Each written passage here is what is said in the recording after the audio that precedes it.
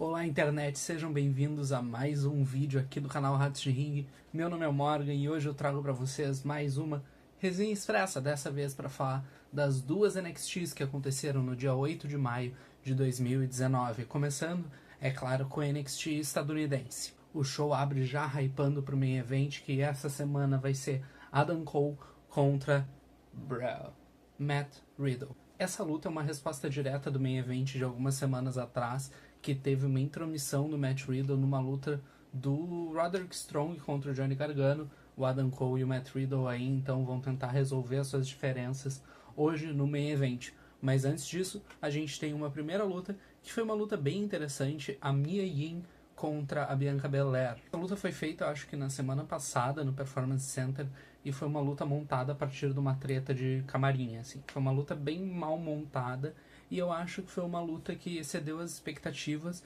principalmente porque eu gosto bastante dessa dupla, dessa união das duas lutadoras. Eu acho que uma se destaca onde a outra peca um pouco ainda. Por exemplo, a Mia Yim, ela tem uma personalidade, o personagem dela tem uma persona forte. Então, ele tem umas roupas, ele tem um estilo, o tipo de cabelo, o jeito que ela anda, a música dela, mostra uma persona forte. Só que essa persona não teve tempo de se desenvolver. Ela nunca teve muito tempo de microfone, ela nunca teve um tempo de desenvolver o personagem dela, mas ela compensa tudo isso dentro do ringue. Ela é uma excelente lutadora técnica. Os golpes que ela faz, a movimentação entre eles é bem líquida, assim, ela se mexe muito bem dentro do ringue. O que eu acho que é o total oposto da Bianca Belair. Não me entenda errado, a Bianca Belair não é uma lutadora ruim, mas ela tem alguns aspectos técnicos que eu acho que ainda faltam nela, principalmente no que se refere à venda. Eu acho que ela não vende muito bem os golpes.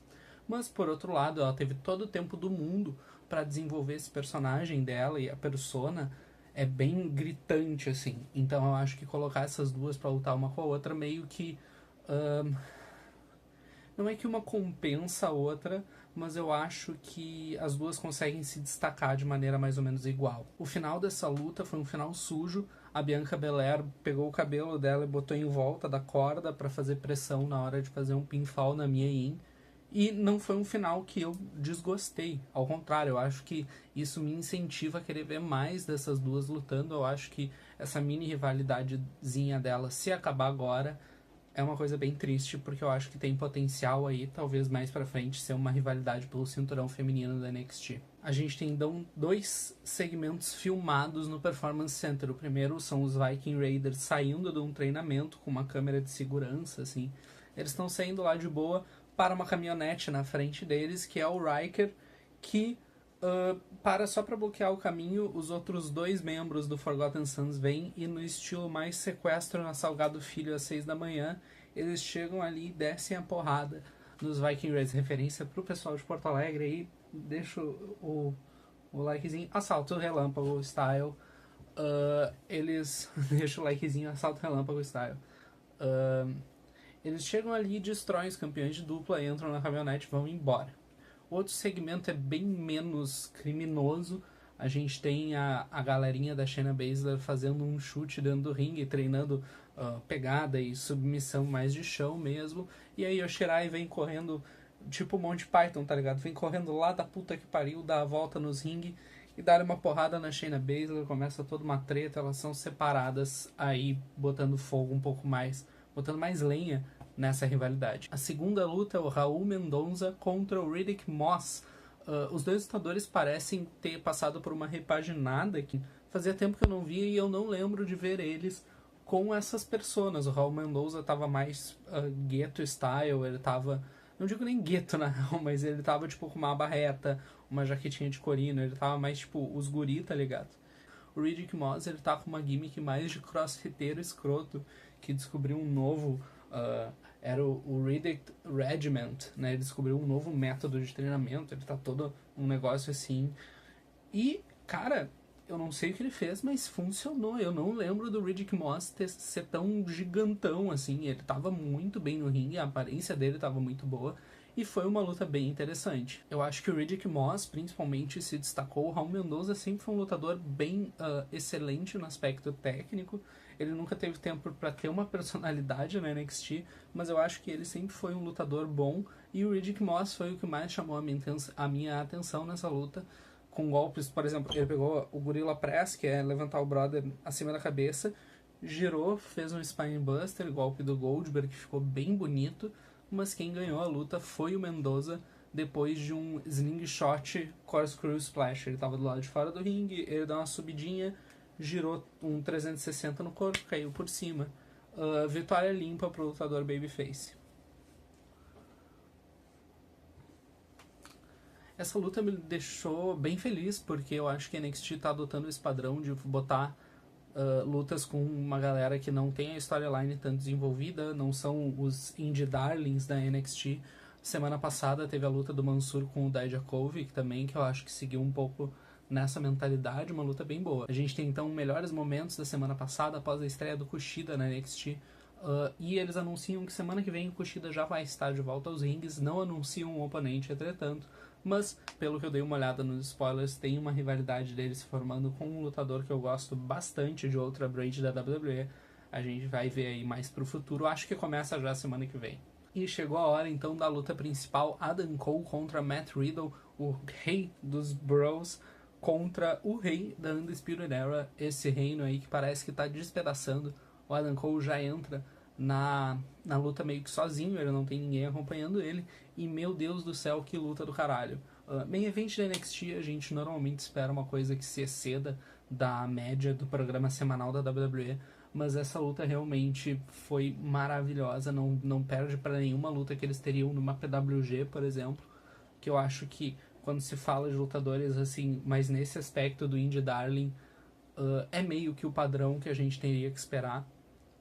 Eu acho que foi uma luta que começou bem parada, bem no chão, mas foi uma luta que cresceu absurdamente. O Matt Riddle dominou em vários aspectos de uma maneira muito linda. Assim, ele faz as coisas de uma maneira muito suave que só o cara que tá louco da droga conseguiria fazer. Eu não consigo entender até hoje como ele cai. As quedas dele parecem uma queda muito sem técnica, mas certamente não é esse o caso. São muito limpas, são umas quedas brutas, assim, é bem bonito de se ver. O final da luta foi extremamente agitado, teve um spot que tiveram duas sequências, na real. Adam Cole fez sequência de 3 golpes fortes que acabou num Shiny Wizard, o Matt Riddle fez uma sequência de 3 golpes fortes que acabou num GTS, se eu não me engano, que o Adam Cole rolou para fora do ringue. Roderick Strong então chega para tentar acudir ali o Adam Cole, leva uma bufetada na cara do Matt Riddle. O Adam Cole nessa hora já voltou pro ringue. Quando o Matt Riddle volta, leva um chute na cara, 1, 2, Matt Riddle reverte o pinfall numa Brawl Mission e ganha por submissão essa luta. Matt Riddle faz o Adam Cole dar tap out e caos na Undisputed Era. O Adam Cole puxa uma briga com o Roderick Strong, os dois são apartados pelo resto do rolê. O Bobby Fish e o Kyle O'Reilly chegam para impedir que a Undisputed Era acabe realmente, e eu acho que não dura muito tempo não. Eu acho que a Undisputed Era já está sendo escrita para acabar nas próximas semanas, com o Roderick Strong saindo do grupo. Uma das coisas que o Adam Cole, quando estava saindo depois, eu acho que com o Bobby Fish, ele estava falando assim, toda semana que eu perco alguma luta, eu perco por causa desse cara. Ele sempre me atrapalha, sempre quando eu perco, a cara dele está envolvida de alguma maneira. Então eu acho que seguir nesse caminho, eu acho que é um caminho natural para Undisputed Era. Vamos então para a NXT britânica, que tem o seu primeiro show de volta em solo europeu desde a WrestleMania. Eles estavam mostrando pra gente pedaços do que foi filmado na WrestleMania Weekend. Agora eles já estão em Glasgow e a plateia completamente maluca, como eu senti a falta da plateia europeia. O show começa, entretanto, com uma série de anúncios. Primeiro, o Sid Scala, que é o estagiário do Johnny Saint, falando que daqui a 4 semanas vai ter uma luta de 4 pessoas e dessa luta vai surgir o próximo desafiante pelo cinturão britânico, sendo o campeão britânico quem ele for. Mas, para preparar essa luta daqui a 4 semanas, a gente vai ter classificatórias, e essas classificatórias começam hoje. É anunciado também que daqui a 2 semanas a gente vai ter a revanche do século. A gente vai ter Pete Dunne contra Walter 2. Dessa vez o Walter como campeão do Reino Unido, defendendo seu cinturão. A gente abre o show com uma luta de duplas, os Big Strong Boys, o Mustache Mountain, Trent Seven e Tyler Bate contra The Hunt, o Wild Boar, que cortaram aparentemente o nome Mike, alguma coisa dele. Eu acho que é isso aí, Wild Boar já diz tudo que tu precisa saber do personagem. E Primate. Eles são um caso, principalmente o Primate, eu acho que ele é um caso de um lutador britânico que eu sou mais familiarizado por causa do trabalho dele na WCPW, principalmente no setor hardcore daquela companhia que hoje em dia é a Defiant. Eu acho que as lutas dele hardcore foram bem boas, ele teve uma rivalidade / parceria com o Jimmy Havoc pelo cinturão hardcore e pelo cinturão de duplas, foi uma storyline bem interessante. E me deixa um pouco triste ver que ele não vai ter esse lado dele explorado pela WWE. Obviamente eles não vão fazer o tipo de luta que a WCPW fazia, mas por outro lado eu acho que essa dupla com o Wild Boar é bem interessante, principalmente na parte performática. E a movimentação de duplas de ambas as duplas foi bem interessante, mas tiveram alguns pequenos detalhes dessa luta que eu gostei e alguns outros que me incomodaram. Por exemplo, eu só agora notei que o Tyler Bate não usa joelheiras e eu tenho um medo pela vida desse guri. Ele tem 20 e poucos anos de idade, sabe? Protege esse joelhinho.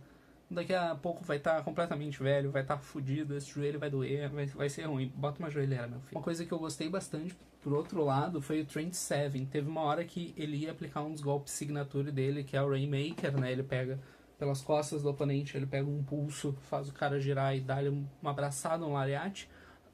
Mas ele foi fazer isso no Wild Boar, se eu não me engano, e o Wild Boar escapou. E o que eu gostei foi que o Trent Seven, ele seguiu o movimento do golpe e no final, mesmo o componente já tendo escapado, o golpe já acabou, ele deu uma caidinha. Tem muita gente que, o Okada, até algumas vezes, quando ele erra o Rainmaker, o cara passa por baixo ou qualquer outra coisa, ele só segue o braço e fica de pé, sabe? Ele não dá nenhuma...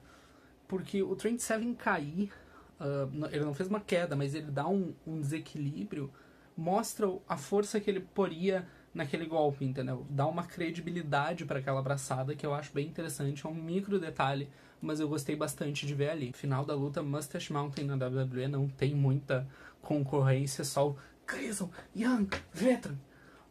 Eles ganharam a luta pinando o Primate depois daquele golpe que é um Dragon Suplex, né? O Full Nelson. Junto com o Lariat, um golpe bem bonito de duplas. Eu não sei desde quando isso está acontecendo, mas eu só notei essa semana e eu gostei que a dupla de comentaristas estava no lugar que estava acontecendo. A última vez que eu notei alguma coisa da dupla de comentaristas, eles estavam na frente de uma tela verde, claramente não estavam junto do roster, e eu acho que faz uma diferença, sabe? Eu acho que tu conseguir fazer os comentários na hora e tu não precisar de uma pós-produção para ter que regravar algum comentário. A gente vê bastante isso, né, nas NXTs, ter que gravar uma coisa por cima, eles não conseguem mais mascarar 100% quando isso acontece. Então acho que é um comentário, o comentarista tá ali, é uma coisa bem importante. Câmera no backstage, o Amir Jordan parece estar sendo lesionado, ele tá sendo carregado pelo seu parceiro de duplas, Kenny Williams, para ver o médico na arena, lembrando que o main event de hoje era para ser uma luta valendo pelo cinturão de duplas da NXT britânica, Kenny Williams, Amir Jordan contra Grizzled Young Veterans. Então entramos naquele cenário das lutas valendo uma chance para disputar a vaga de desafiante do cinturão britânico. A primeira luta das classificatórias é Joe Coffey, ele entra junto com o Gallows e a plateia fica completamente maluca. Os escoceses perdem suas respectivas merdas porque o Gallows é formado por escoceses também, contra o Flash Morgan Webster e toda aquela hipsteridade britânica que não é bem-vinda na Escócia. O Joe Coffey é aquele lutador, eu vou até roubar uma frase do Ramiro aqui do canal também, que ele entrega um tipo de luta. O Mark Coffey, que é o irmão dele, por outro lado, ele tem uma diversidade de estilos, enfim, um pouco mais abrangente. Ele tem uma qualidade nesse aspecto maior que o irmão, mas eu pessoalmente gosto muito do tipo de luta que o Joe Coffey entrega, então pra mim ele é o Coffey favorito, né, o Homem de Ferro da Gallows, lutando contra o Flash Morgan Webster, que nessa luta se encontrou numa posição bem diferente. Normalmente o Morgan Webster atua como babyface, mas ele não conseguiu fazer a plateia gostar dele, cara. O fator da Gallows estar na Escócia foi bem forte nessa luta. O Flash Morgan, várias vezes ele olhava pra plateia com uma cara meio de perdido, assim, tipo, não sei o que eu estou fazendo aqui. Eu não sei se foi uma coisa que pegou o lutador desprevenido realmente, ou se foi uma improvisada, enfim, uma adaptação do personagem para aquele contexto. De qualquer maneira, funcionou super bem para essa luta. E o Joe Coffey ganhou depois de um Discus Lariat. Joe Coffey, o primeiro nome anunciado para aquela luta daqui a 4 semanas, valendo uma vaga pelo cinturão britânico. Valendo uma vaga para disputar contra o campeão. Vocês entenderam? A gente tem uma promo depois da luta. O Wolfgang falando que semana que vem vai ser uma chance dele entrar nesse combate também, quando ele vai lutar contra o Dave Mastiff, aquele homem maravilhoso, gigante, que luta super bem pro tamanho dele, ele não deveria se mexer tão rápido assim. Então, mais uma chance aí pra Gallows ter outro representante no cenário do cinturão britânico. A gente tem 2 segmentos, então, o primeiro mostrando o treinamento do Pete Dunne se preparando para a luta dele contra o Walter, para a revanche do século. Esse segmento teve uma música bem da hora, eu até botei no Reddit perguntando que música era, porque eu peguei a letra, mas eu não consegui achar a música, e eu tive uma resposta. Vou passar aqui pra vocês aqui, ó, exclusividade Ratos de Ringue, trazendo música de qualidade aqui pro cenário de luta livre brasileiro. Só um segundinho, eu vou abrir o Reddit aqui. Eu abri o chat sem querer, desculpa. Deixa eu ver quanto de bateria tá essa minha. Ai, meu Deus. Tá de boa. A música se chama To The End. O compositor é Charlie Harper. Eu também pensei no cara do Two and a Half Men, mas eu não tô de sacanagem, é Charlie Harper mesmo. E o álbum se chama Soul of a Man. Então fica aí a dica, procurem essa música, é muito boa a musiquinha. Deixa eu voltar a ter luz aqui, botar no meu Word, isso aí. E depois a gente tem outro segmento que é pra hypar de novo a estreia do Ilya Dragunov, o lutador soviético novo na NXT UK. Eu não sou muito familiarizado com o trabalho dele, mas eu sei que ele é um lutador bem carismático e ele é bem strong style, assim, eu tô ansioso pra ver algum material dele antes da estreia dele na NXT UK. A gente tem então o retorno da Nina Samuels, depois da promo que ela fez semana passada, dizendo que estava na hora da Toni Storm sair do papel principal de campeã da NXT britânica, que tá na hora dela entrar e dar um espetáculo. A gimmick dela é bem relacionada a um negócio de atuação, de atriz, enfim, é bem feita nesse aspecto, contra uma outra mina que Casey Owens, eu não cheguei a decorar o nome dela, porque ela também não fez muito, foi uma luta bem unilateral pra Nina. Ela ganhou com o Fisherman Carry Neckbreaker, ela chamou de Nina Giroshi, e depois ela fez uma promo dizendo que ela respeita muito a Toni Storm, e que deve ter sido muito difícil para ela seguir o sonho dela, né, de ser campeã da NXT britânica. Ela teve que fazer decisões muito difíceis, por exemplo, deixar a mãe solteira na Nova Zelândia, cuidando junto, né, de uma filha pequena, enfim. Ela botando tipo, nossa, tu teve que fazer muitas coisas complicadas, tu teve que ser esse ser humano horrível e tal, dando a entender, fazendo essa crítica moral na Toni Storm, que eu achei um caminho interessante, não é o tipo de coisa que a gente vê tanto na NXT atualmente. Eu acho que foi um caminho bem interessante para uma rivalidade aí mais pra frente. Mais uma entrevista no backstage, agora com o Dave Mastiff também hypando a luta dele semana que vem contra o Wolfgang, falando que foi sorte do Wolfgang ter posto alguém para separar os dois em Nova York, mas que agora o pau vai comer. O Mastiff sai e a Kaylee Ray entra, dizendo que ela entendeu a estratégiazinha da Nina Samuels, mas diferente dela, ela não vai se construir por causa de outras histórias de outras minas, ela vai construir a partir dela mesma, e as pessoas nunca vão esquecer o nome de Kaylee Ray. Antes do main event, a gente tem mais uma luta anunciada pra semana que vem, uma luta que eu tô bem ansioso pra ver, Ligueiro contra Jordan Devlin. Eu acho que esses dois lutadores são muito bons. O Jordan Devlin que cresceu muito nesses últimos anos, na minha opinião, e em questão tanto de qualidade quanto na minha opinião pessoal mesmo. Eu não gostava tanto dele no início, mas agora toda vez que eu vejo uma luta dele eu fico bem ansioso. Então semana que vem o troço vai ser bom. O Ilya Dragunov vai estrear, O Dave Mastiff, por mais que eu não goste muito do Wolfgang, o Dave Mastiff tá no ringue sempre me deixa entusiasmado. E o Jordan Devlin contra Ligueiro vai ser uma puta semana do NXT UK. Eis que entram Grizzled Young Veterans pra falar que aparentemente a luta não vai acontecer. Sim, o Amir Jordan, pelo que o Zack Gibson soube, ele tá lesionado, então não vai rolar a luta. Me desculpa, vocês podem ir pra casa agora. E o Kenny Williams entra dizendo que ele tem outros amigos. E, fazendo seu retorno pra NXT britânica, chega Noam Dar, um lutador que eu falei um pouco dele na 205 Live, na resenha da 205, tem aqui no canal já publicada. É um lutador que eu gosto bastante. Ele infelizmente teve 1 ano e meio aí bem complicado para a situação dele na WWE, porque ele lesionou e relesionou depois o joelho, ele ficou pendurado bastante tempo, mas é um cara que eu tô ansioso para ver retomar o ritmo aí de ringue. A luta começou a dedo no cu e gritaria, todo mundo se batendo, mas os Heels, os campeões, tomaram rapidamente o controle e focaram bastante no joelho do Noam Dar. Nesse aspecto foi uma luta bem dolorosa de se ver, sabendo o histórico de lesão do cara. O Kenny Williams é um lutador que também tá crescendo um pouco pra mim. Eu ainda continuo achando ele, o visual dele, aleatório pra porra, mas em questão de talento e em ringue, eu acho que eu tô começando a notar que ele realmente é muito bom no que ele faz. O spotzinho da luta, na minha opinião, foi quando o spotzinho da luta, pra mim, foi um spot de submissão dupla. Eu acredito que os dois Heels estavam levando uma submissão, o Zack Gibson e o James Drake estavam levando uma submissão, e eles meio que se cruzaram dentro do ringue, e um Heel começou a bater no Babyface que estava batendo no outro, sabe? Então todo mundo começou a se bater enquanto estava rolando uma chave. Foi um spot bem engraçado de se ver, mas daí logo depois a WWE copiou a WWE, né? Aquele spot do Revival e do DIY, de um tá querendo dar tap out, o outro segurar a mão e impedir que o cara dê tap out. Eles repetiram aí no main event da NXT UK, que pra mim não foi tão bom quanto o main event da estadunidense. O time Heel reteve o cinturão.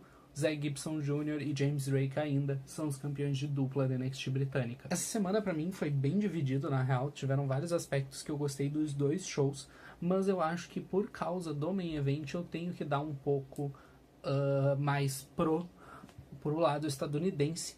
Eu acho que eles ganharam essa semana. O main event do estadunidense foi bem bom.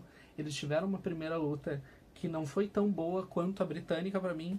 Eu acho que a luta de duplas da NXT britânica foi bem melhor que a Mia Yim e a Bianca Belair, mas o resto do show, eu acho que por ter sido um show menorzinho essa semana da parte dos Estados Unidos, eu acho que me ganhou também. Eu tô bem cansado da vida nesses últimos tempos. Então, mas sem sombra de dúvida, são dois shows que merecem ser vistos. Procurem se vocês não estiverem vendo, porque é um produto que tá com uma consistência bem boa na WWE ultimamente. E eu acho que é isso, pessoal. Por favor, não me deixem falando aqui sozinho, os comentários são de vocês. Façam todas aquelas porra de social media, dê like, se inscreve no canal, ativa sininho, compartilha, essas porra toda. E é isso. Meu nome é Morgan e tchau, tchau, internet.